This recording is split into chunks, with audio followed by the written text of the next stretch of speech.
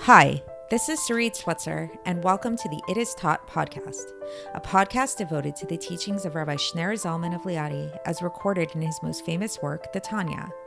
My hope for this show is to make these teachings accessible and relatable to the average person, regardless of prior Jewish education or affiliation. The episodes follow the prescribed daily study portions and are meant to serve as practical lessons in how to live your life as your true self and develop an authentic and powerful relationship with your Creator. I have personally experienced the effects the study of this work has had on me, and I'm excited to share what I can of this knowledge with you. So please join me on this journey of learning, self-growth, and connection with your source.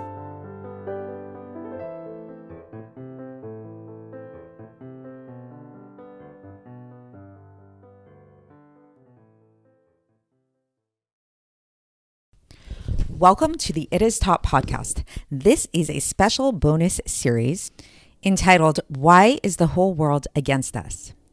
The purpose of this series is to offer a deeper spiritual insight into the current war that Israel is waging against Hamas in Gaza, as well as the geopolitical war Jews all around the world are waging in defense of our right to the land of Israel as our homeland and against worldwide anti-Semitism, which has risen exponentially in the aftermath of the October 7th massacre. The teachings I'll be relating are based on a Sicha given by the Lubavitcher Rebbe in the year Tafshin Chaf-Vav, or in the Hebrew year of 5726, or the English year of 1965. And the Sicha is on Parshas Breishis, based on the first Rashi in Parshas Breishis.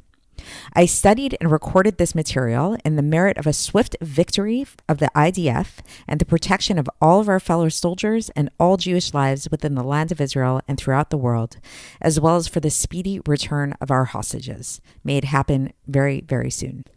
All right. So if you've been following along this series thus far, then as you'll know, it's been quite a journey, and we've really been getting really deeply into that first Rashi, which launched us into a broader discussion about the Jewish people as a whole and about our essential connection with the land of Israel, and how God essentially at the very start of creation actually had in mind that this land of Israel was meant for the Jews all along. And then by giving it to the non-Jewish nations throughout history, this actually was just part of the process of ultimately giving it to us, eventually in actuality. Today's episode is actually going to be where we take this whole discussion and we bring it to a much deeper and much more personal level. So, as mentioned in the previous episode, we spoke about this idea briefly about how man is really a microcosm of the macrocosmic world, how the whole entire world is a macrocosm of man. And so thus everything that we see in the world, every occurrence in the world, every phenomenon in the world that exists on a global scheme actually exists for every single person internally. And as a Jew, we really see this through a Jewish lens. And especially when we're talking about the land of Israel and the other nations and all of this kind of stuff, we know that there are parallels to all of this in terms of our internal lives, in terms of the internal work that we need to do as people.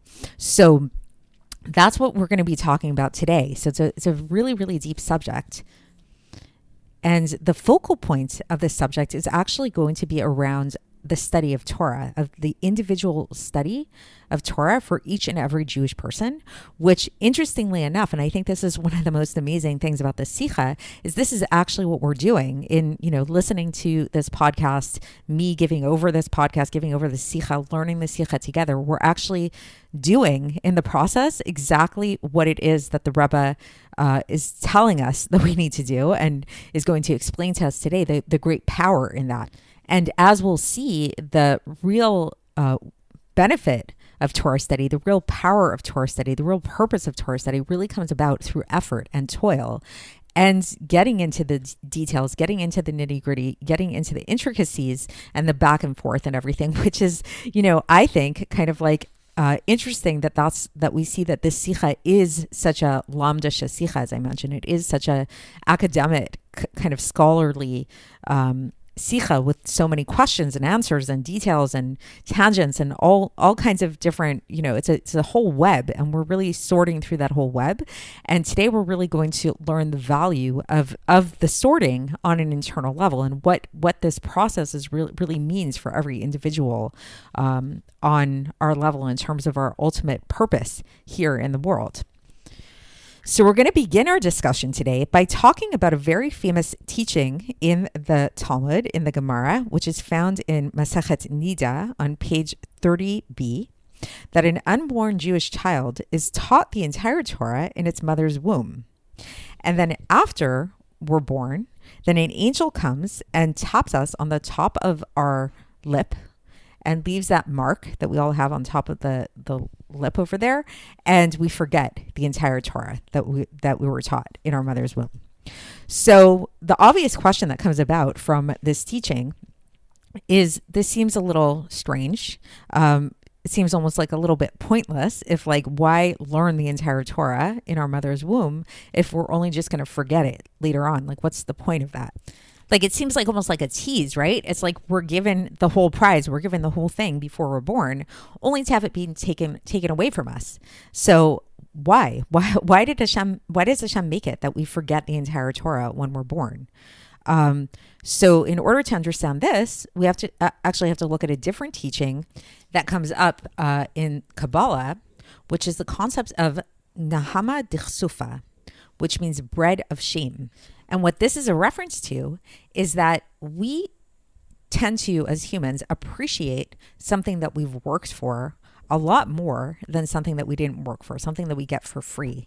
So like a free handout, if somebody just gives us something and we don't feel deserving of it, we didn't do anything to get it, like a welfare check or something like that, then it's definitely not as satisfying. And if anything, we might feel a certain amount of shame with it versus something that we have to work for.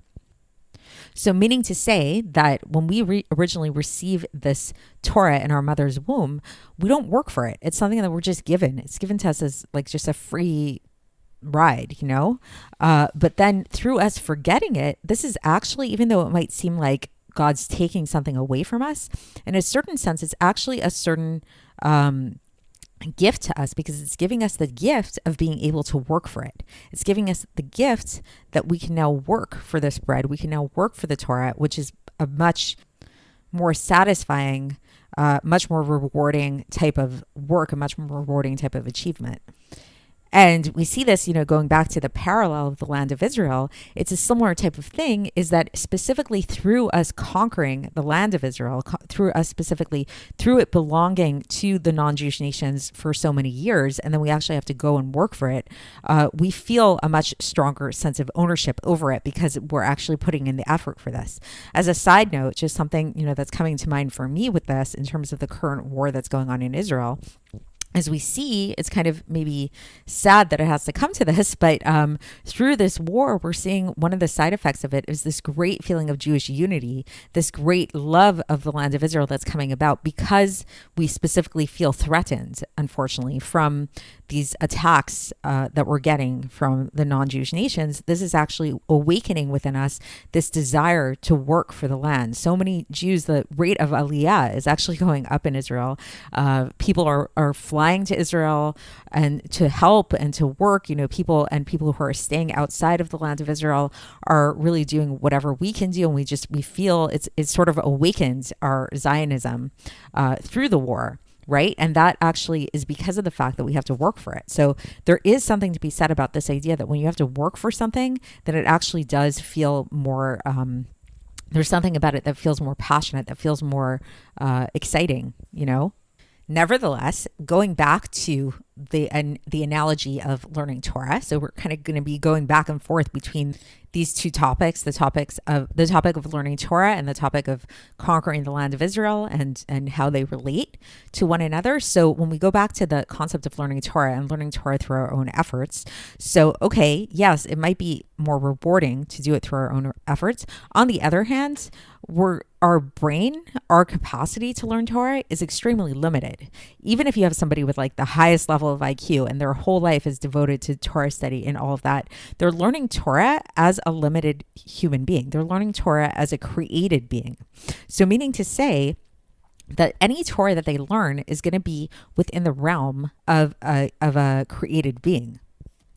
It's not going to be on the same level that they had when they were in their mother's womb, where they were just like totally immersed in Torah study in this more essential way.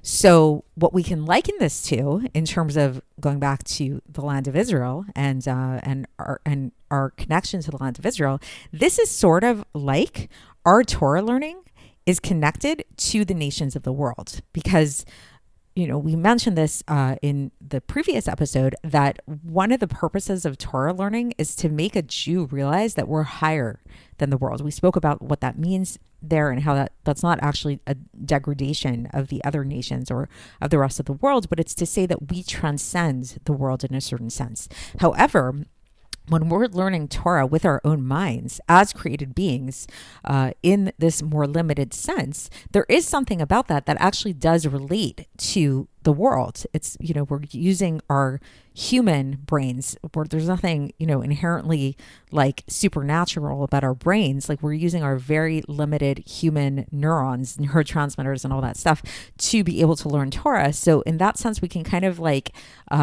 connect this. We can say that this is sort of parallel in a certain sense to the nations of the world. This is sort of like the nations of the world having ownership for a certain amount of time over the land of Israel. It's that our brains are the ones that, again, this microcosm of the land of Israel within ourselves, is that in that sense, our brains are sort of serving this purpose of being the other nations of the world that are involved in Torah study. And what that means is that if we're only learning Torah on this level that's connected to our brains, our human minds, our capacity as limited human beings, which relates to the other nations of the world, this means that, yes, while we're studying Torah, which is a very holy thing, which means that we're conquering the land of Israel, so to speak, on some level, we're really only conquering it in a more natural way, in a way that any other nation could conquer the land of Israel, which means, like, as we've spoken about in previous episodes, it's a type of conquering of the land that every other nation does, that one day it belongs to me, one day it belongs to you, depending on who has the stronger army, depending on who has more power at any given time in history. That's when they have more power over the land. But so now this is why we can go back to why it is that we were given the entire Torah, taught the entire Torah in our mother's womb. Because this prenatal teaching that we got, this prenatal education that we got, gave us the power so that this later learning of Torah that we do through our own efforts is not going to just be like a regular human kind of limited type of learning, but it's going to actually be infused with something much greater than that. It's going to be infused with something really divine and something beyond nature, something really supernatural. On a Kabbalistic level, we can say that this is when the soul is in what's called Ibor, in a state of Ibor. Ibor literally translates to mean pregnancy. And Kabbalistically, what this is a reference to is the level of Malchus of Atzilus. So those of you who learn Chassidus on your own, or maybe you follow along my Tanya podcast, might have some of an understanding of what Malchus of Atzilus means. But in brief, just to kind of explain that a little bit, there are 4 basic worlds. Worlds in Hebrew is olam, so kind of more realms. It's hard to translate these things, but there's 4 basic realms, like passageways that we can kind of think of, by which creation happens, by which the process of creation happens. We kind of think of this in like a temporal way, that it's like first it starts off in this world, then it comes into this world, then it comes into this world. The truth is these worlds are actually present at all times. It's just kind of like different layers of what's happening, with the layers that underlie all of reality. So the highest of this world is what's known as the world of Atzilus. Atzilus can be translated to mean emanation, and it's an interesting world because it's sort of like a semi-world. It's not really a world the way the other three lower worlds are. The three lower worlds are the worlds of Bria, Yetzira, and Asiya, the worlds of creation, formation, and action. This physical world is found within the world of action. But the world of Atzilus, which is this higher world, it's different than the other worlds because it's not actually a real world that's distinct from God. So God creating the worlds, something from nothing, actually creating something from nothing, really only happens once we get to the stage of Bria, the world of actual creation, where there's something distinct, so to speak, other than God. Really, ultimately, there is nothing distinct other than God, but that's a bigger discussion. But in terms of the experience of created beings, having their own experience as something separate from and apart from God really only happens in the world of Bria, which is the second world. The world of Atzilus, on the other hand, is the world of emanation, which means that everything that exists, everything that is created or that will be created exists within that world, but only in potential. It's one with God. It doesn't have its own independent existence, which is why it's called the world of emanation. And within each world, to complicate things even further, there are many different levels, many different layers. So we know that the building blocks of every single world are these 10 forces, these 10 energies, which are known as the 10 spheros. Again, this is a bigger discussion for another time. If you want to learn more about this, then please listen to my Tanya podcast series where I get into this in more detail. But there are 10 basic energies that make up each world, that are like the building blocks of each world. There are the 3 intellectual energies that are the higher energies, and then we have the 7 emotive energies that come after that. I'm not going to get into all of them today, but what we are going to focus on is the last one, the last of the emotive attributes, which is kind of its own thing. It's malchus. It's known as sovereignty, and it's where everything kind of comes together. And that last level of every world, that last energy of malchus, is the connector between that world that it's found in and the world that's below it. So the malchus, the sovereignty of a higher world, actually becomes what's known as the keter, the crown, which is the highest of all the levels of the world that's below that. So to illustrate this, the illustration that's used actually to describe the level of malchus, which again is the lowest of all of these 10 energies, within the world of Atzilus, which is the highest of all the worlds, the world of emanation. So Kabbalistically, that's referred to as Malchus of Atzilus. So the illustration that's given for this is actually pregnancy, is this concept of Ibor. Because if you think about it, what is pregnancy? So in pregnancy, there's a mother, and then there's also a child, right? There's a fetus. But is the fetus its own thing, or is the fetus just part of the mother? So this is, part of it might sound reminiscent of some of the discussions around abortion and things like that in more political spheres nowadays. But it's actually a real question. It's not, for some groups, it might be really simple, is that there's a mother and then there's a baby, and these are 2 separate entities. In Judaism, it's actually not that simple. And at a certain point in a mother's pregnancy, actually the fetus is considered to be just part of the mother's body. It's not really its own thing. It's not really its own entity. And even later on, towards the later stages of the pregnancy, even though then we say, okay, yes, this fetus definitely does have its own thing, its own laws, its own, there's certain rulings around that. Even up until the very last stage of pregnancy, at the end of the day, in terms of, want to get into some of that abortion discussion here, the mother's life takes precedence over the fetus's life. So we're actually allowed to abort a child if it's going to save the life of a mother, if the mother's life is in danger. And this is because really ultimately this fetus, until it's actually born, until it actually is outside of the mother, it does not actually have its own existence in a full-fledged way. So the way that this relates to our discussion is that there's something about this existence of being a fetus, on a physical level, that we're really bound to our mother in a true way, in a very intrinsic kind of way that we don't have once we're actually born.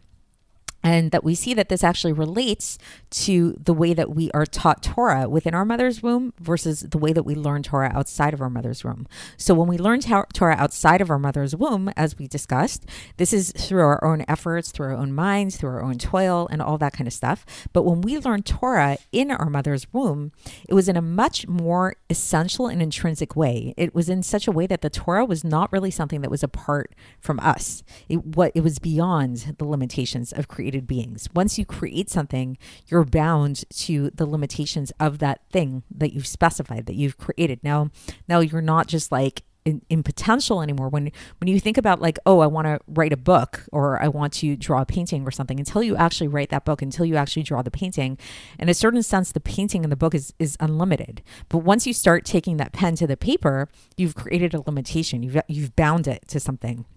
So when we go back to that prenatal state, we're going back to this place that's beyond limitation, which means that the type of Torah that we learned, the level of Torah that we learn when we're in our mother's womb, is a very lofty, not even lofty, that's not even the right word. It's like it's beyond the limitations of created beings.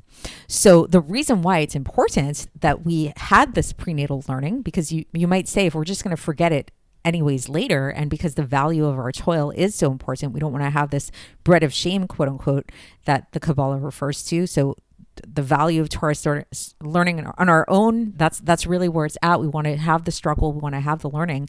But why was it important to start off our journey with that prenatal unlimited learning? Because this prenatal learning that we had as a fetus in our mother's womb is what infuses all of our future learning to come with this supernatural level to it, with this unlimited aspect to it.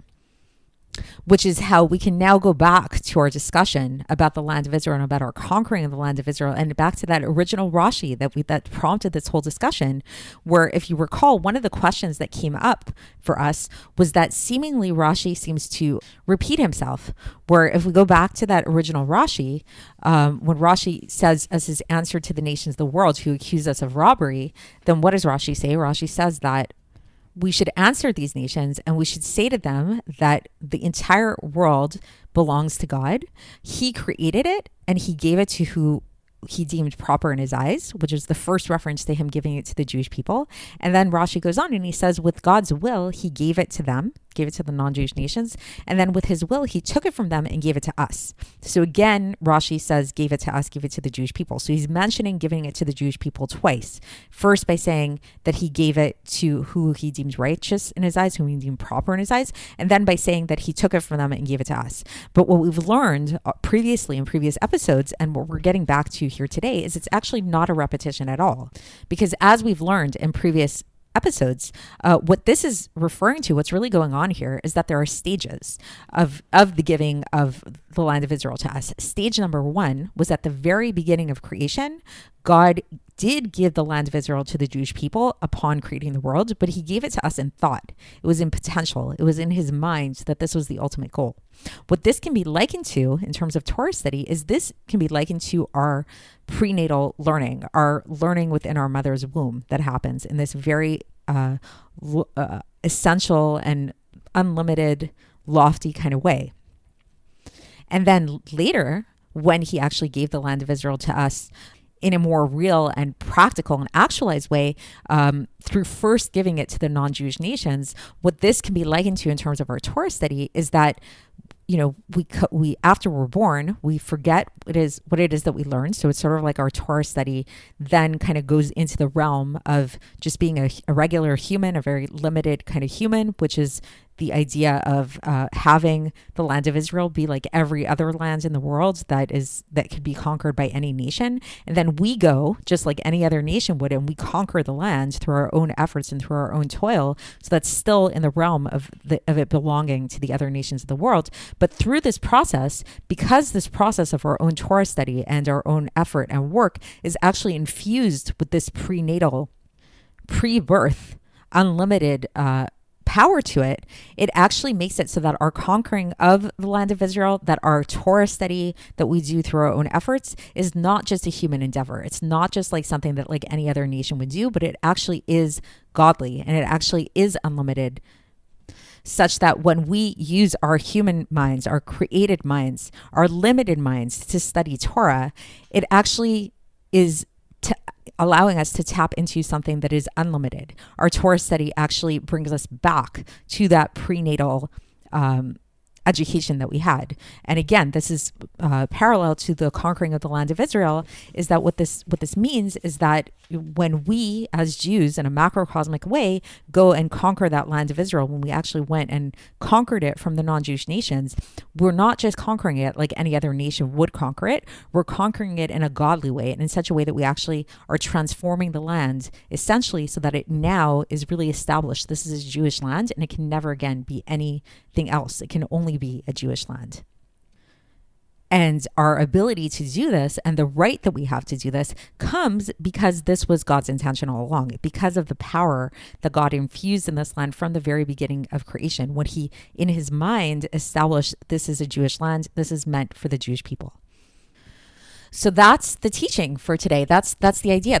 Hopefully this gave you a little bit of a deeper insight into the macrocosm of who we all are as Jews, and what our purpose is here in terms of learning Torah, and how we're supposed to go about learning Torah, and the value of specifically struggling with Torah. Because when we struggle in the learning of Torah, what we're doing is we're actually taking our human minds, we're taking our inner nations of the world, so to speak, and we're transforming that, and we're infusing that with something higher. We're infusing it with the deeper part of ourselves, with the godly part of ourselves, with the unlimited part of ourselves that we were tapped into totally before we were born in our mother's fetus. So that's the end of the section for today, and in the next episode, which might actually be the final episode in this series. I'm not sure yet. We'll see how it goes. We're actually going to take this discussion into an even deeper place, where we're going to actually look at how all of this relates to the Torah itself, and to how the Torah, forget about, us learning the Torah, which is what we spoke about today, but how the Torah itself descends into the world, and thus hopefully give us a deeper appreciation of what the Torah that we learn is exactly. So stay tuned for that, and I will speak to you then. Thanks for listening to the It Is Taught podcast, hosted by Sarit Switzer.